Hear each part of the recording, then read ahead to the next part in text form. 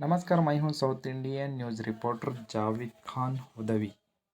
खासकर आज की अहम और ताज़ा खबर यह है कि दिल्ली से लेकर कन्याकुमारी तक और तमाम राज्यों में, तमाम ज़िलों में, तमाम राज्य में, हर स्टेट, हर गांव में, खासकर यूनिवर्सिटी स्टूडेंट्स रिजर्वेशन अवेयरनेस अगर कर सकते हैं तो वो तायूर प्रकाश जो जनता दल के माध्यम के अहम व्यक्ति हैं, इनके बारे में कर्नाटक राज्य के member of parliament VS Ugrappa साहब ने कहा, अगर विद्यार्थियों को, स्टूडेंट्स को यूनिवर्सिटी में अगर रिजर्वेशन का हुकूक दिलाना है और इनके हुकूक के लिए आवाज़ उठाना है तो वो तायूर प्रकाश कर सकते हैं। और तायूर प्रकाश की हिम्मत और उन्होंने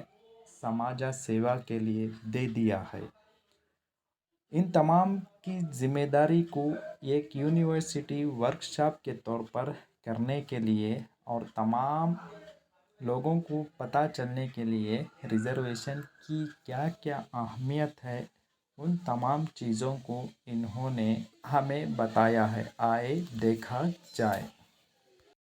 ನಾಳೆ ಬೆಳಿಗ್ಗೆ 25,000 ಜನ ಒಂದ್ ದಿವಸ ಸೇರಿಸಿದ್ವಿ, ಅದು ಟುಸ್ ಅನ್ನೋದಾಗಬಾರ್ದು.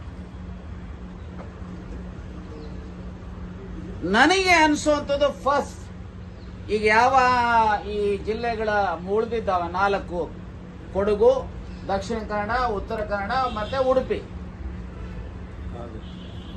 ಈ 4 ಮುಗಿಸಿದ್ರೆ ಇಡೀ ರಾಜ್ಯ ಎಲ್ಲ ಜಿಲ್ಲೆಗಳ ಪ್ರವಾಸ ಮುಗಿಯುತ್ತೆ. ಇದು ಒಂದು.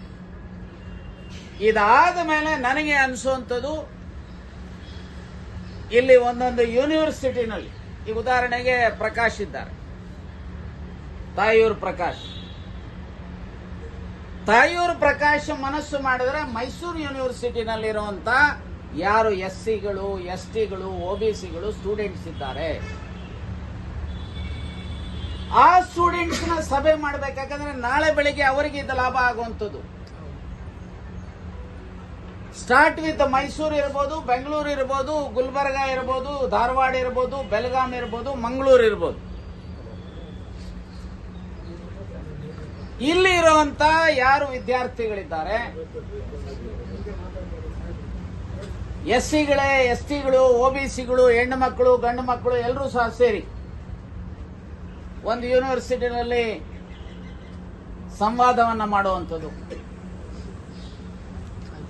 ಇಲ್ಲ ಇನ್ನೊಂದು ಯೂನಿವರ್ಸಿಟಿಯಲ್ಲಿ ವರ್ಕ್ಶಾಪ್ ಅನ್ನ ಮಾಡುವಂಥದ್ದು, ಅಥವಾ ವಿಚಾರ ಸಂಕಿರಣ ಮಾಡುವಂಥದ್ದು. ಬಹುಶಃ ನಾನು ದಯಮಾಡಿ ನಿಮ್ಮಲ್ಲಿ ವಿನಂತಿ ಮಾಡ್ತೇನೆ, ಈ ಪ್ರೋಗ್ರಾಮ್ ಆದ ಮೇಲೆ, so we have to concentrate on universities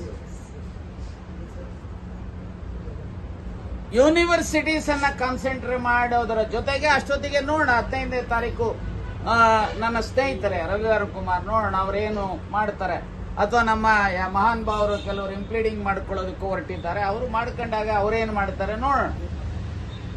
ನಾನೇ ಹೇಳಿದ್ದು ಒಳ್ಳೆ ಲಾಯರ್ ನೀಡಿ ಅಂತೇಳಿ ಸಿದ್ದರಾಮಯ್ಯನವ್ರಿಗೆ, ಕಾಂಪಿಟೆಂಟ್ ಲಾಯರ್ ಅನ್ನ ಹಾಕಿ IA ಫೈಲ್ ಮಾಡಿ ವೆಕೆಟಿಂಗ್ ಮಾಡೋದಕ್ಕೆ ಮಾಡಿ ಅಂತ. ಎನಿವೆ, ನಾನು ಯಾಕೆ ರೆಸ್ಪಾನ್ಸಿಬಿಲಿಟೀಸ್ ತಗೊಳ್ಳಿಲ್ಲ ಅಂದ್ರೆ, ಹೆಚ್ಚು ಕಡಿಮೆ ಆದ್ರೆ ನೀನೇ ಹೇಳದಲ್ಲಪ್ಪ ಅಂತ ಹೇಳ್ತಾರೆ ಅಂತ ಹೇಳಿ ಬಿಟ್ಟಿದೆ. ಸೊ ಇದೊಂದು ಕಡೆ ಆದ್ರೆ, ಮೊದಲು ಯೂನಿವರ್ಸಿಟೀಸ್ ಅನ್ನ ಫಸ್ಟ್ ನಾವು ಕಂಪ್ಲೀಟ್ ಮಾಡೋದು ಒಂದು. ಎರಡನೇದು, ಎಲ್ಲ ಯೂನಿವರ್ಸಿಟೀಸ್ ಎಲ್ಲ ಮಕ್ಕಳು ನಾಳೆ ಬೆಳಿಗ್ಗೆ MA ಆದ ತಕ್ಷಣನೇ ಸರ್ ಉದ್ಯೋಗ ಸರ್ ಅಂತ,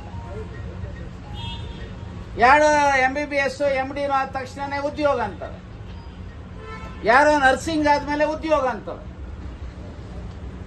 ಸೊ ಅದಕ್ಕೋಸ್ಕರ ನಾವು ಯೂನಿವರ್ಸಿಟೀಸ್ಗೆ ಇದನ್ನು ಮಾಡುವಂತದನ್ನ ಯೋಚನೆ ಮಾಡೋಣ. ಇದರ ಜೊತೆಗೆ ಸನ್ಮಾನ್ಯ ನೂತನ ಮುಖ್ಯಮಂತ್ರಿಗಳು ಮತ್ತು ನೂತನ ಉಪಮುಖ್ಯಮಂತ್ರಿಗಳನ್ನ ಪ್ರಯತ್ನ ಮಾಡ್ತೇನೆ, ಅವ್ರ ಹತ್ರ ಅಪಾಯಿಂಟ್ಮೆಂಟ್ ತಗೊಳ್ಳೋಣ. ಅಪಾಯಿಂಟ್ಮೆಂಟ್ ತೆಗೆದುಕೊಂಡು ಅವರ ಮೇಲೆ ಒತ್ತಡ ನೋಡಿ ಸ್ವಾಮಿ, ಸರ್ಕಾರದಿಂದ ಪ್ರೈಮ್ ಮಿನಿಸ್ಟರ್ ಹತ್ರ ಅಪಾಯಿಂಟ್ಮೆಂಟ್ ತಗೊಳ್ಳಿ, ಆಲ್ ಪಾರ್ಟಿ ಮೀಟಿಂಗ್ ಡೆಲಿಗೇಷನ್ ಅನ್ನ ಕೊಂಡೊಯ್ಯಿರಿ. ಸೊ ಆ ಸಮಯದಲ್ಲಿ ನೀವು ಬನ್ನಿ ಅಂತ ಹೇಳಿದ್ರೆ ನಾವು ಬರ್ತೀವಿ, ಇಲ್ಲ ಅಂದ್ರೆ ನೀವು ಹೋಗಿ ಅವ್ರಿಗೆ ಹೇಳ್ಬಿಟ್ಟು ಬನ್ನಿ ಅಂತ ಹೇಳಿ ಹೇಳಲಿಕ್ಕೆ ಅವರೊಂದು ಅಪಾಯಿಂಟ್ಮೆಂಟ್ ಮತ್ತೆ ಅವರಲ್ಲಿ ಮಾತುಕತೆ ಮಾಡೋದಕ್ಕೆ ಪ್ರಯತ್ನ ಮಾಡಿ. ಅಲ್ಲಿಗೂ ಸಹ ಏನಾದ್ರೂ ಹೆಚ್ಚು ಕಡಿಮೆ ಆದ್ರೆ ನನಗೆ ಅನ್ಸುತ್ತೆ 1 ಡೇ, ಬರೇ 1 ದಿವಸ ಧರಣಿ ಮಾಡಿದ್ರೆ ಉಪಯೋಗ ಆಗೋದಿಲ್ಲ. ಡೇ 11 ಗಂಟೆಗೆ ಬಂದು 5 ಗಂಟೆಗೆ ಎದ್ದೋದ್ರು ಅಂತ ಆಗುತ್ತೆ. ನನಗೆ ಅನ್ಸುತ್ತೆ ಒಂದು 2-3 ಸಾವಿರ ಜನ ಅಹೋರಾತ್ರಿ ಧರಣಿಯನ್ನ ಒಂದು ಸಾರಿ, ಯಾಕಂದ್ರೆ ಇಡೀ ಇದನ್ನ ನೀವು ಜನರನ್ನ ಜಾಗೃತಿ ಮಾಡಬೇಕಾದ್ರೆ ಈ ರೀತಿ ವಿನೂತನವಾದಂತ ಪ್ರಯತ್ನಗಳನ್ನು ಮಾಡಬೇಕು. ನಾವು ರಾತ್ರಿ ಎಲ್ಲ ಕೂಡ್ತಿದ್ವಿ ಅಂತ ಹೇಳಿದ್ರೆ ಸೊ ಮೀಡಿಯಾದಲ್ಲಿ ಅದಕ್ಕೊಂದು ಸ್ವಲ್ಪ ಇಂಪಾರ್ಟೆನ್ಸ್ ಬರುತ್ತೆ. ಸೊ ಅದಾದ ಮೇಲೆ ನಾವೇನಾದ್ರೂ ಸಹ ಒಂದು ರ್ಯಾಲಿ, ಬರೇ ಒಂದು ಕಡೆ 10,000ನೋ 25,000 ಜನ ಸೇರಿದ್ರೆ, ಈಗೇನು ಬಹಳಷ್ಟು ಸಂದರ್ಭಗಳಲ್ಲಿ ರ್ಯಾಲಿಗಳು ಮಾಡ್ತಾರೆ ಲಕ್ಷಗಟ್ಟಲೆ ದುಡ್ಡು ಖರ್ಚು ಮಾಡಿ, ಅದಕ್ಕೆ ಅಷ್ಟು ಮಹತ್ವ ಕಾಣೋದಿಲ್ಲ. ನನಗೆ ಅನ್ಸುತ್ತೆ ನಾವು ಒಂದು 10,000 25,000 ಒಂದು ಪ್ರೊಸೆಷನ್ ಅನ್ನ ಮಾಡಿ, ಉದಾಹರಣೆಗೆ ಟೌನ್ ಹಾಲಿಂದ ಸ್ವತಂತ್ರ ಉದ್ಯಾನವನಕ್ಕೆ ಬಂದ್ರೆ ಆ ದೊಡ್ಡ ರ್ಯಾಲಿ ಹೋಗ್ತಾ ಇರುವಂತದ್ದು.